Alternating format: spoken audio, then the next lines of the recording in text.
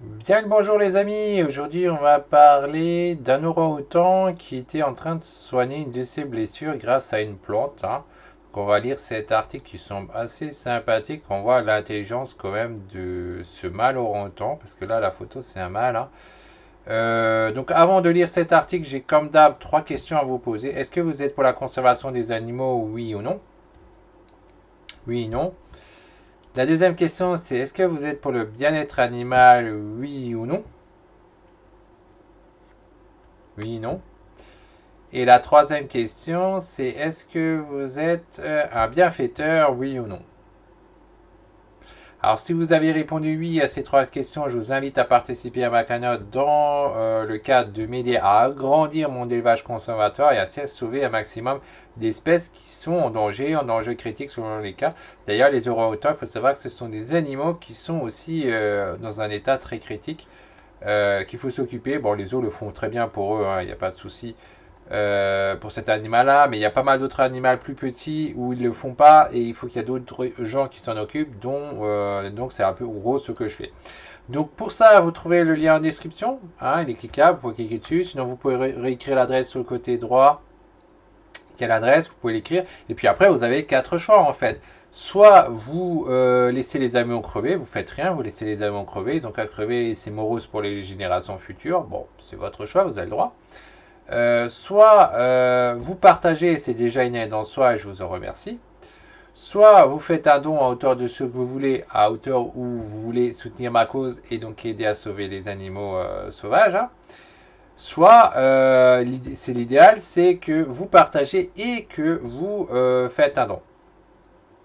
Donc voilà, c'est les quatre choix en gros. Donc voilà, vous avez choisi, vous avez agi ou pas selon les cas. Ok, bon, dans tous les cas, moi je vous lis l'article, on va en parler. Alors voilà ce que ça dit.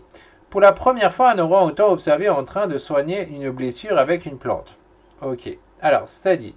En Indonésie, un orang-outan de Sumatra a été observé en train de se fabriquer un pansement à l'aide d'une plante médicinale afin de soigner une blessure ouverte. C'est la première fois qu'un tel comportement est observé chez un grand singe à l'état sauvage.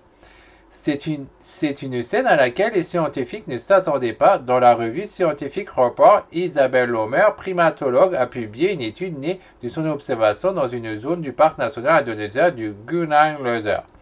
Dans ce parc, on trouve environ 130 orang-outans de Sumatra qui vivent tous à l'état sauvage. Parmi eux, il y a Racus, âgé d'une trentaine d'années, dont le comportement a été étonné plus d'un. Au mois de juin 2022, les scientifiques qui l'observaient remarquent une vilaine blessure au visage. La chair était exposée à l'air libre sous l'œil droit et le long des narines. Une blessure vraisemblablement causée par un combat avec un mâle du voisinage selon le primatologue. Et donc là, on avait quelques photos de la blessure de l'orang-outan. Bon, enfin bref, la blessure est effectivement pas petite. Et ensuite, ça dit, 3 jours après avoir reçu cette blessure, Racus a commencé à mâcher des feuilles d'une liane appelée localement Acar kuning, Fibrorea tinctoria. Cependant, au lieu d'ingérer ces feuilles, il a porté ses doigts à du jus de la plante sur la plaie à vif. Il a ensuite recouvert la blessure avec du pulpe de liane. L'automédication chez les primates. 5 jours plus tard, sa plaie s'était refermée et 2 semaines après, la plaie s'était transformée en une cicatrice à peine visible. Ceci dit, le remède utilisé par l'orang-outan n'a rien de révolutionnaire puisqu'il fait déjà partie de la pharmacopée traditionnelle dans la région. Et enfin, voilà, bon, qu'est-ce qu'il raconte encore Seulement, voilà, il s'agit de la première fois qu'on observe un animal sauvage connaître et se servir des vertus médicinales de la liane.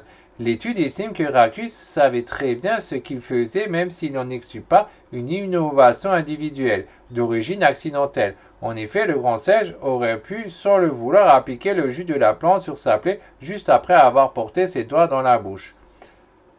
Par le passé, des comportements d'automédication ont déjà été observés chez les animaux, notamment chez les primates. Jan Caudal, célèbre primatologue, avait observé dans les années 1960 que les chimpanzés observaient des feuilles qui avaient des vertus antiparasitaires, un comportement observé par la suite chez des bonobos et des gorilles dont la connaissance des plantes médicinales serait transmise par les feuilles. Donc voilà, ça montre quand même que les singes sont intelligents et qu'ils peuvent même savoir des choses que nous on ne savait pas à la base. Donc voilà, c'était un article plutôt intéressant de savoir, tiens, les primates, ils sont quand même vraiment intelligents. C'est des animaux vraiment fascinants à étudier. Donc voilà, c'était tout pour cet article. Alors pour rappel, pour soutenir ma cause, vous avez le lien en description. C'est vous qui voyez si vous voulez aider à sauver les animaux ou pas. C'est vous qui choisissez, hein.